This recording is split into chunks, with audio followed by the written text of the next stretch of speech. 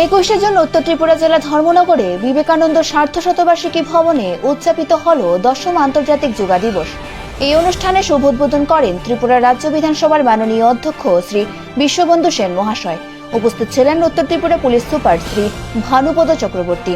উপস্থিত ছিলেন ধর্মনগর পৌর পরিষদের চেয়ারম্যান প্রদ্যুৎ দে সরকার। এছাড়াও উপস্থিত ছিলেন বিশিষ্ট অতিথিবৃন্দ। ধর্মনগর থেকে অরিত্র সেনের রিপোর্ট, ধর্মনগর নিউজ অনলাইন।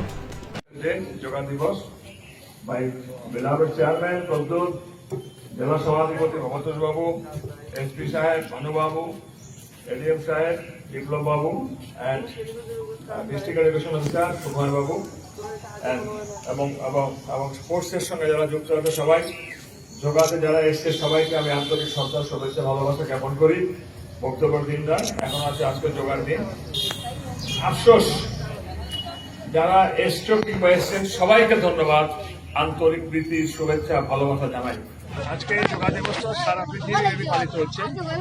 আমরা সবচেয়ে গৌরবান্বিত এই কারণে আমাদের ভারতবর্ষের মাননীয় প্রধানমন্ত্রী নরেন্দ্র মোদীজির নেতৃত্বে এবং ওনার দেখানো কিংবা ওনার প্রদর্শিত পথে রাষ্ট্রসংঘ আজকে যোগা দিবসকে স্বীকৃতি দিয়েছে।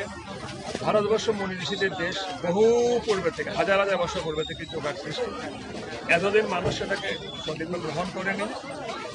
নরেন্দ্র মোদী যেদিন এটাকে সারা পৃথিবীব্যাপী চালু করতে পারলেন রাষ্ট্রসংঘের মাধ্যমে, এখন ঘরে ঘরে মানুষ যোগা চর্চা করছে, যোগ শিক্ষা নিচ্ছে, যোগ সেন্টার গড়ে উঠেছে। আজকে 10ম যোগা দিবস 21শে জুন বিশ্বব্যাপী কিন্তু এই পরিক্রমা চলছে। যোগা দিবসে মানুষ শারীরিক চর্চা করছে। এটাকে যদি ধীরে ধীরে মানুষ মনে প্রাণে আত্মস্থ করে নিতে পারে ফর রেগুলার বেসিস, তাহলে মানুষের মন মানসিকতা স্বাস্থ্য ভালো থাকবে, সুন্দর থাকবে।